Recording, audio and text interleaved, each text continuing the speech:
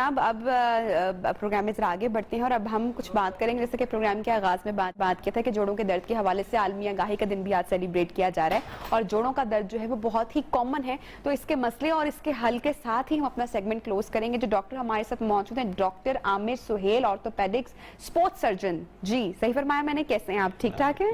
अच्छा जी, आज का दिन जो है वो भी अवेयरनेस के हवाले से सेलिब्रेट किया जा रहा है। जोड़ों का दर्द बहुत कॉमन है और खवातीन ज्यादा इसका शिकार दिखाई देती है, क्या वजह है? Thank you Bihar for this बड़ा अच्छा टॉपिक आज आपने चूज़ किया। उसमें सबसे पहले जो इम्पोर्टेंट आपने क्वेश्चन किया है कि खवातीन ही क्यों, why not man. Actually 2-3 factors हैं। एक तो नंबर 1 इसके जो काज है जिसकी वजह से प्रॉब्लम होता है उसमें ओबेसिटी नंबर वन। अगर आप देखें तो हमारी फीमेल थोड़ी सी ओबीज हैं इन कंपैरिजन टू मैन। दूसरा जो बड़ा इंपॉर्टेंट फैक्टर है इसमें कि आपका जो लाइफस्टाइल है वो बड़ा सेडेंटरी होती है। हाउसवाइफ्स, घरों में रहना, एक्टिविटी ना करना, फिजिकल एक्टिविटी में इन्वॉल्व ना होना, वॉक या जिम या कोई भी एक्सरसाइज वगैरह ना करना, ये सारे फैक्टर हैं जो कि इनके जोड़ों पे प्रॉब्लम ज़्यादा क्रिएट करते हैं। जब मसल बैलेंस कमज़ोर होगा, मसल कमज़ोर होंगे तो इनके जोड़ों में प्रॉब्लम ज़्यादा होंगे। इसलिए फीमेल में इन कंपैरिजन टू मेन ये थोड़ी रेशो ज़्यादा पाई जाती है आर्थराइटिस की। अच्छा, और ये किस एज में डॉक्टर साहब ज़्यादा जो है वो खतरे की घंटी कहते हैं कि बच जाती है, और किन गलतियों की वजह से बच जाती है?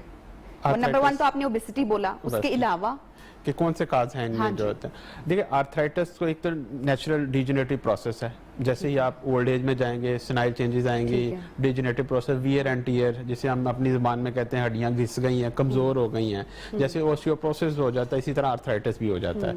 तो एक नेचुरल एज रिलेटेड फिनोमेना जिसे हम बोलते हैं, सिनाइल चेंजेस बोलते हैं, वो है आर्थराइटिस का काज।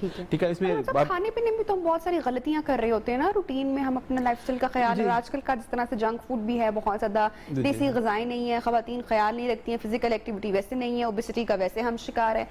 तो आपने बताया कि ओबेसिटी है। दूसरी, हम खाने पीने में जो है वो किन चीजों का कोताही बरत रहे होते हैं? उसमें देखिए, खाने पीने में अगर हम बोन की वीकनेस या ऑस्टियोपोरोसिस कहते हैं, इसका related not directly related to arthritis, उसमें आपने देखा कि हम ज़्यादा रहते हैं इंडोर्स, हमारी एक्टिविटी भी इंडोर होती है। हाउस वाइफ ले लें, जेंटली घरों में रहते हैं, गाड़ी में सन एक्सपोजर नहीं है आपका, बाहर सन एक्सपोजर नहीं है, हॉट वेदर कह लें या वेदर कंडीशन ऐसी फेवरेबल नहीं है। तो ये सारे फैक्टर हैं जिसमें आपको सप्लीमेंट की तरफ आना पड़ता है। ठीक है, लाइक कैल्शियम, विटामिन डी, ये चीज़ें हैं जो आपकी बोन्स को मजबूत करती हैं। इसमें ये सप्लीमेंट की तरफ नेचुरल है, आप योगर्ट लें, आप मिल्क लें, आप सिट्रस आ गया, मौसम बड़ा अच्छा है, इसमें सिट्रस फ्रूट लें, ताकि ये सारी वो हैं जिसमें आपका कैल्शियम और सिट्रस सारी रिलेटेड चीज़ें आपको बोन्स को ज़्यादा मजबूत करती हैं। ये सारे फैक्टर हैं, अगर आप इनको लेते रहें, साथ फिजिकल एक्टिविटी रखें, तो आप इसको प्रिवेंट कर सकते हैं। ठीक है। अच्छा, ये भी बताएगा कि अब चूँकि पाकिस्तान में भी जो हमारे हॉस्पिटल्स हैं, डॉक्टर्स हैं, they are very professional and capable, तो जोड़ों के दर्द का जो इलाज है वो मुकम्मल तौर पर यहाँ पर मौजूद है? जी बिल्कुल। अगर हम पाकिस्तान में अभी जोड़ों के इलाज के मतलब, दर्द के इलाज के मतलब बात करें, तो जो वर्ल्ड स्टैंडर्ड ट्रीटमेंट है, जो कि किसी भी आप यूरोप, अमेरिका कहीं बात करते हैं, वो हमारे पास अवेलेबल है। अभी इसकी जो एंड स्टेज डिजीज़ की बात कर लें, जिसमें सबसे एंड पे जो है वो जॉइंट रिप्लेसमेंट है, तो हमारे यहाँ पाकिस्तान में अल्हम्दुलिल्लाह अभी टर्शरी केयर हॉस्पिटल में तो है ही है, ये डिस्ट्रिक्ट लेवल पे भी ये सहूलत अवेलेबल है, और अच्छे इम्प्लांट्स के साथ आपकी बड़े पेन फ्री आप जा सकते हैं, डिसेबिलिटी कोई नहीं होती, आप एक रूटीन लाइफ अपनी गुजार सकते हैं। ये सारे तरीका इलाज जो कि आज से कुछ अर्सा पहले अवेलेबल हैं, लेकिन इसमें कुछ और भी जिद्दत आई है। जैसा कि अभी हम प्लेटलेट रिच प्लाज्मा, जो कि आप पेशेंट का ही ब्लड लेके उसमें अगर अर्ली आर्थराइटिस है तो जॉइंट्स में लगाते हैं, लाइक नी जॉइंट्स में, तो उसके बड़े अच्छे फेवरेबल रिजल्ट्स हैं पेशेंट को। इसी तरह स्टेम सेल्स हैं पेशेंट्स के लिए, फैट्स और बोन से हम स्टेम सेल तैयार करके अर्ली आर्थराइटिस में वो लगाते हैं, उसको जॉइंट रिप्लेसमेंट की भी जरूरत नहीं पड़ती। हमारे यहाँ चूंकि रवैया बड़ा सुस्त है ना आवाम का, जब तक चीख पुकार नहीं हो जाती तकलीफ, तब तक हम डॉक्टर के पास जाना पसंद नहीं करते हैं, और उससे पहले हम हिकमत के अंदर भी काफ़ी बिलीव रखते हैं। तो जब तक मैं कहूँ ना कि अगर सान लगा, जब तक बेड़ा गर्क नहीं हो जाता, तब तक हम प्रोफेशनल के पास नहीं जाते हैं।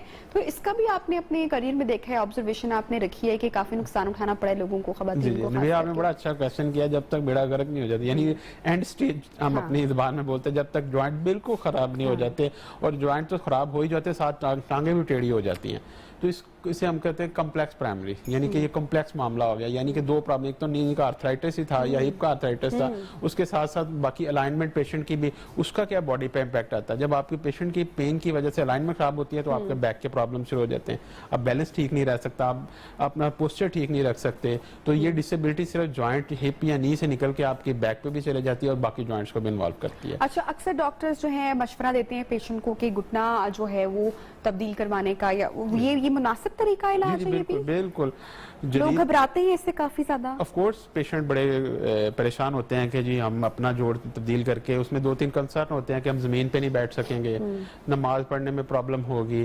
तो फिर ऐसे पेशेंट्स को जो कि इतनी डिसेबिलिटी होती है, जो कि वॉशरूम तक नहीं जा सकता, किचन तक नहीं खवातीन जा सकती, इतनी तकलीफ में होती हैं, डिसेबिलिटी होती है, या व्हील चेयर पे आ जाते हैं, उनके लिए मुआवजे से कम नहीं है। उनका जॉइंट रिप्लेसमेंट होता है और अपने वॉक कर सकते हैं, घर से बाहर निकलते हैं, फिजिकल एक्टिविटी में इन्वॉल्व हो सकते हैं, वो सारे फैक्टर कर सकते हैं।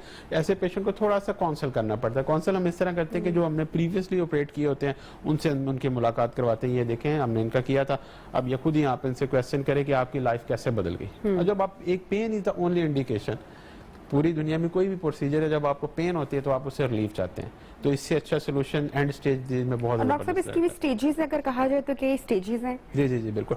आर्थराइटिस जो सिंपल ऑस्टियोआर्थराइटिस, उसमें 4 स्टेज हैं। ग्रेड 1 का तो पेशेंट को भी पता नहीं होता, वो डॉक्टर तक पहुंचता नहीं है, कोई सिम्टम नहीं होता है, माइल्ड से होता है, ऑन एंड ऑफ पेन होती है। ग्रेड 2-3 होते हैं, उसमें पेन होती है। 4 तो constant severe pain with deformity, यानी आपकी डिसेबिलिटी हो जाएगी, आप तो घर में क्या चंद कदम भी नहीं चल सकते, you may be on the wheel और ये चेयर। जोड़ों के दर्द के अलावा और कहाँ पर खतरनाक हो सकती है?